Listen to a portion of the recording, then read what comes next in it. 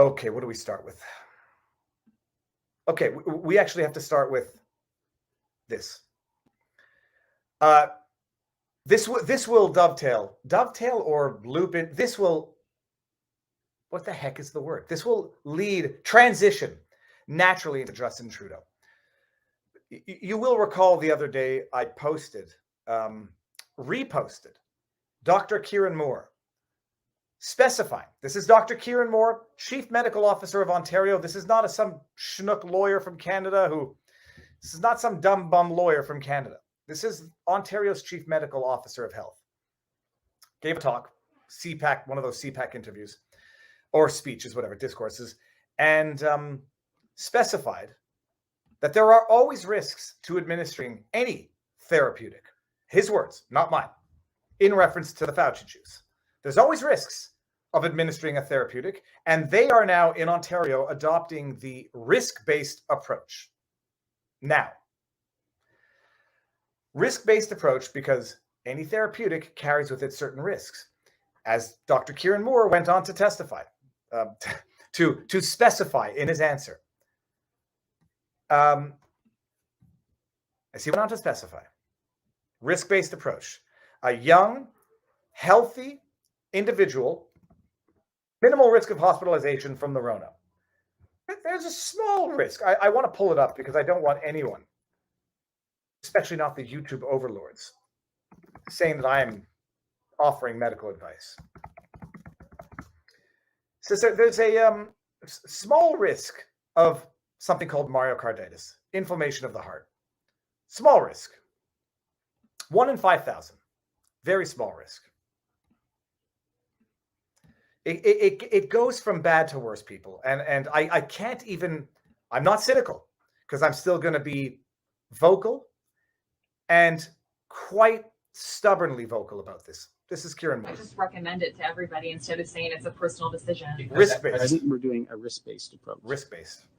What's the risk? What's the risk? The risk, there's always a risk to having any therapeutic, therapeutic versus a benefit. You want to make sure there's a very strong benefit. Strong benefit. The risk. If for an 18-year-old healthy individual, the risk of getting hospitalized, if we have no medical illness, is very, very low. Very low. We know there is a risk, a very small risk, 1 in 5,000 that may get myocarditis, for example. Just a very small risk. Sorry. You'd have to have that discussion on the risk benefit of a complication from the vaccine versus a benefit of decreased hospitalization. 1,000 that may get is very, very low. We know there is a risk, a very small risk, 1 in 5,000 that may get myocarditis, for example. Okay, so look, I will not be able to rage against that accidental admission harder than I currently am. I could be more salty cracker level expletive. It's enraging. It's enraging, and it should enrage each and every one of you out there.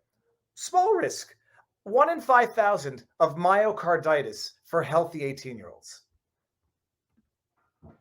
Oh, cripe, what I was just about to look up something. Doesn't matter, I forgot what I was going to look up.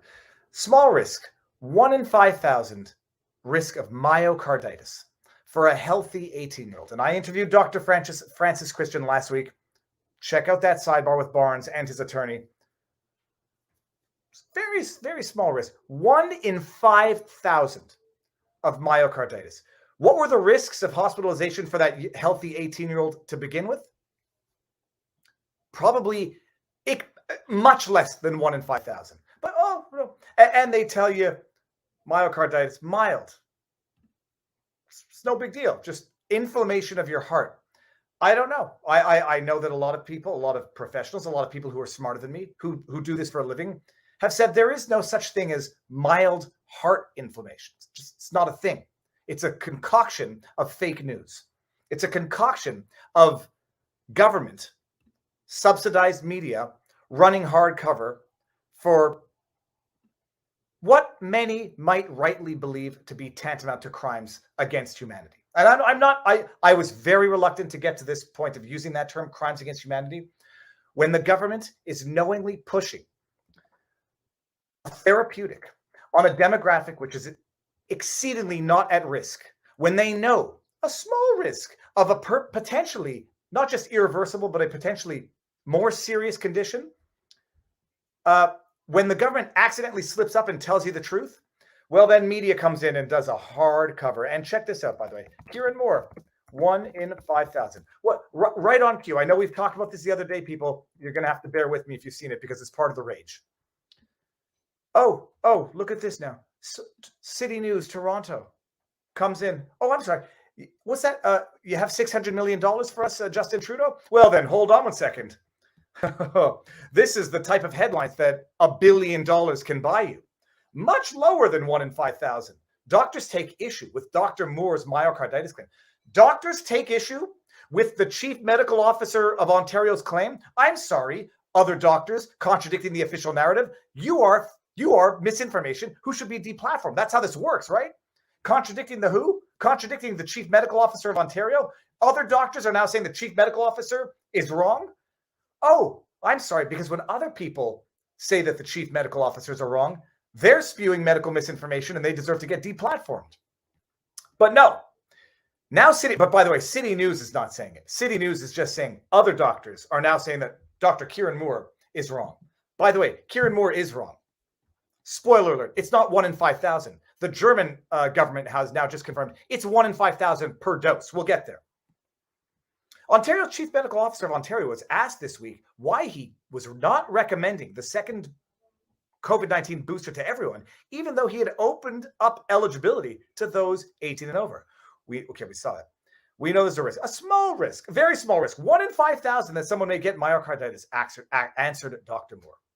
Myocarditis, an inflammation of the heart muscle that can reduce the heart's ability to pump blood. Can you appreciate this euphemism?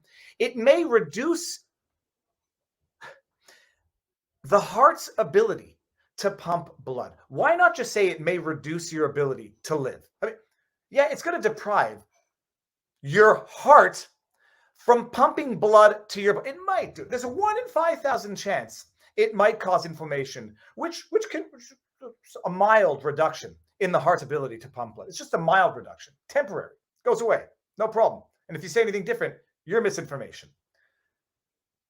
Is a known possible side effect of the COVID vaccine. But some doctors don't believe. I'm sorry. They don't believe. It's as great a risk as Moore suggested. They don't believe. It's not that they don't know, they don't think. They don't believe. You know what I don't care about from a doctor? What you believe in. I would like to know, what you have stats for, and I don't give a sweet bugger all what you believe. Because, by the way, a very good doctor can believe in God, and I will respect his or her decision to do that. But I am not going to rely on a doctor's belief. I'm going to rely on their professional assessment, which is typically not belief, because belief can't really be substantiated, contradicted, or verified. Opinions can. Opinions can be substantiated. They can be contradicted. And by the way, way to cover your ass. I didn't say it wasn't as high as Moore suggested. I just said I didn't believe it was. I'm not making a statement. I'm just sharing my belief. The incidence of myocarditis after vaccination is much lower than 1 in 5,000. Kate Hanneman, director of cardiac imaging research at the Peter Munk Cardiac Center, told City News. She says the center has, quote, seen an increase in the number of patients referred for imaging assessment of suspected myocarditis in the last year. Oh, I'm sorry. I don't believe the number is as high as 1 in 5,000. But I've seen an increase in the number of patients referred for imaging assessment of suspected myocarditis in the past 2 years. Oh, in the past 2 years. What year is it? We're going into 2023. But that the leading heart center at the Toronto General Hospital has performed approximately 65 cardiac MRIs, 65, for suspected vaccine-associated myocarditis. Oh my God! It's even. You keep reading, it gets even worse.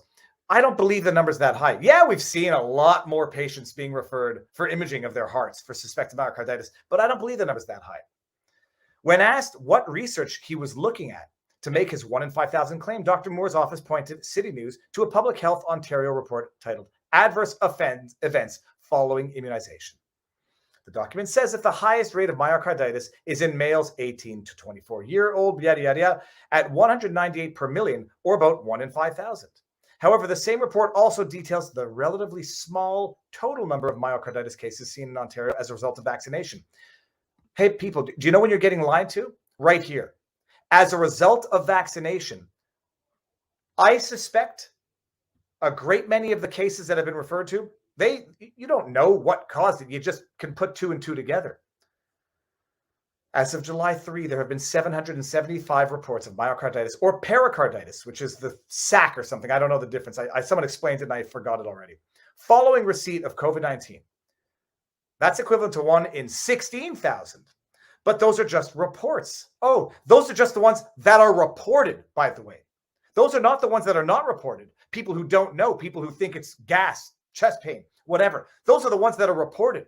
And they're going to tell you that those reports are not substantiated. So it's probably higher than that. Whereas it's probably actually lower than that because people don't go to the hospital. Probably because some of them feel too ashamed to even think that they might have had an adverse reaction. 1 in 16,000, by the way, is still too much. I don't believe it. I believe Dr. Kieran Moore accidentally told the truth. And that's reported cases, not actual cases. Reported. There's probably a lot of people who never reported it, which would make that number probably in reality a lot higher. Yada, yada, yada, yada, yada, yada. Okay, skip this garbage. I think it would be important to highlight that estimates of incidents vary at the rate. 1 in 5,000 is in a very specific population. Yeah, that's pretty much what he was talking about. So they just admit this. They bury the lead, and into the article, they admit that it's true. I think it would be important to highlight that estimates of incidents vary and that rate, 1 in 5,000, is in a very specific population, males aged 18 to 24 years after the second dose. That's exactly what he said. You effing liars. This doctor is pulling the wool over your eyes. City News is pulling the wool over your eyes because they just, in this same article, admit that Dr. Kieran Moore was right in his assessment. Yeah. City News doing good work for Justin Trudeau. The rates in other populations, and certainly the average incident is much lower, says Doctor. Yeah, no doubt it's probably lower in 80-year-olds, in 75-year-olds. Dr. Francis Christian explained why. They bury the fact that Kieran Moore was right, but probably still wrong because he wasn't even, his number was still an underestimate. I just want everyone to appreciate. We read an article that said, as a headline, many doctors take issue with Kieran Moore's estimate or statement of 1 in 5,000. The article goes on to confirm that Kieran Moore was right for the specific age group about which he was talking when he was answering that question as to why they're not recommending the booster or the second booster, whatever it is. The number was right. The headline said doctors took issue with it. Buried in that article from state-sponsored media, propaganda arm of the Justin Trudeau government, is the admission that Dr. Kieran Moore, was right. And he was wrong. Why was he wrong? Because it's 1 in 5,000 per dose, according to a German report. Now, here, by the way, I'll tell you what I do. I'll explain to you my MO. I don't happen to think that Children's Health Defense, Kennedy, Robert F. Kennedy Jr., I don't think he's a propagandist. I don't think he's a liar. I think he's doing his best to do good work and to be, I believe that. I don't know his intentions. It doesn't matter. Because despite the fact that he'll say something, I will still verify it on my own. This is from his publication, The Defender, Children's Health Defense News and Views. What date are we here? July 21st, 2022. Stunning. 1 in 5,000 COVID shots caused, quote, serious side effects. German health officials admit. So first you get Kieran Moore accidentally admitting it's 1 in 5,000 for myocarditis among young, healthy individuals. 1 in 5,000. He may or may not have intended to lie, but it's not 1 in 5,000 at large. It's 1 in 5,000 now confirmed by German authorities per dose. And according to Justin Trudeau, as of September, you're not going to be up to date unless you keep getting successive doses every 9 months. 1 in 5,000 for a certain demographic every 5 months. The government's going to come out and say, don't worry, we're not forcing anybody in that demographic to get it. If you choose to do it, you're playing Russian roulette, or you're playing Fauci roulette. Ooh, hashtag Fauci roulette. Nobody's forcing them. We're only forcing you to do it if you want to avoid quarantine, if you want to travel, if you want to avoid certain restrictions, if we go into variant. I don't even know what next variant is. We're not forcing you to do it. But if you're not up to date by getting each successive booster, which carries with it a 1 in 5,000 for 18 to 24-year-old males, for example, if you travel across the border, you'll have to go into quarantine for 2 weeks. If if we re-implement the vaccine passport, you won't be allowed into Canadian Tire. You won't be allowed into big department stores of over 1,500 square feet because these idiots have thought about everything. Or walk in public. We're not there yet, Davina, but we'll see. So I read this article from Children's Defense, and it's Robert F. Kennedy Jr. He's been called an anti-vaxxer, conspiracy theorist. They've attempted to deplatform him. They've certainly maligned him and defamed him to the point where if you cite Robert F. Kennedy Jr. or anything he's written, oh, that's Robert F. That anti-vaxxer, he's crazy, isn't he? I heard he's as crazy as Alex Jones. Oh, but Alex Jones got something wrong once, so therefore everything he's ever said has to be wrong, and he should be shut up and deplatformed and bankrupted. Same thing goes for R.F. Kennedy Jr. People, if you thought this was going to end with Alex Jones, wake up and smell the Red Bull. So I read this article. The German Federal Ministry of Health on Wednesday posted a, quote, stunning tweet. I don't know who they're quoting. Let me see who they're quoting. Admitting that 1 of every 5,000 COVID-19 vaccinations caused, quote, serious side effects. German health. And by the way, we'll get there. I'm showing you my homework. The data included 5,862 reports of suspected adverse reactions in children and adolescents. Only the people with the most lifespan left, only them, only quite literally the future of humanity. Think about that episode from The Simpsons, children, future. The children are that's a total cliche, but only the future of humanity. How many years does a mild case of myocarditis strip from the life of a healthy adolescent? I've heard wildly varying estimates. What's a little? It's just mild myocarditis, 1 in 5,000 per dose per 18-year-old, healthy male. Science, people. And if you don't do it, you're a selfish bigot, extremist who has no business. You take up space, according to Justin Trudeau. Holy crab apples! My heart. No, I'm good. The Federal Ministry of Health, BMG, on Wednesday posted a stunning tweet admitting we got that. Although likely an underestimation due to voluntary reporting, according to Alex Berenson, who stepped in the doo-doo by venturing out of COVID and into Alex Jones, whatever. The admission implies almost 300,000 Americans and Europeans have experienced a severe adverse event after receiving a Pfizer, BioNTech, or Moderna vaccine. So we see a tweet here. It's a screen grab. Never trust a screen grab. Never trust a screen grab, people. Translated, the tweet says 1 in 5,000 people is affected by a serious side effect after a COVID-19 vaccination. If you suspect an adverse reaction, get medical attention and report your systems to PEI Germany. And know that does not stand for Prince Edward Island _ Germany. It stands for the Paul Ehrlich Institute, I guess. It uses the handle PEI Germany, is Germany's Federal Institute for Vaccines and Biomedical Drugs. Okay. By the way, they corrected their tweet. So the 1 in 5,000 people experience a serious reaction is actually, I just skipped the punchline. Okay. During that time, 172,062,925 vaccinations were administered in Germany. Of those, 17.1% were Spikevax. Okay. During the same period, PEI received nearly 300,000 reports of suspected side effects. The reporting rate was 1.7 per 1,000 vaccine doses for all vaccines combined, and 0.2 serious reaction reports per 1,000 doses. So the 1 in 5,000, by the way, that Kieran Moore presumably was also referring to, because, spoiler alert, an 18-year-old German kid's heart is probably not much different than an 18-year-old Canadian kid's heart. Probably citing similar statistics, because they're going to be similar across the board, probably, human biology being what it is. So the 1 in 5,000 people experiencing a serious reaction is actually 1 in 5,000 doses. PEI on Thursday corrected its tweet to reflect accurate numbers. Okay. Don't trust Children's Health Defense because they're wacky conspiracy theorists, anti-vaxxers, selfish extremist bastards, and they can't be trusted. Son of a beasting. I don't have that one lined up. Hold on. Don't trust them.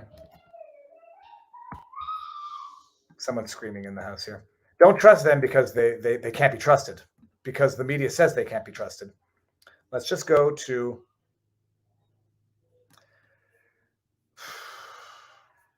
Tabarnouche. Here it is, right here. Okay, sorry guys. Let's just go to the actual tweet itself, because you can't argue with the source. Although you could undermine the source, but whatever. Here we go. Look at this right here. Boom. This is the website. This is a screen grab, but I have the link to the tweet right here. This is the tweet.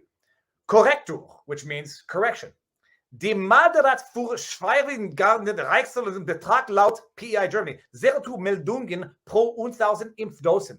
I have no idea what I just read, but I know what it says because I went to translate. Correction.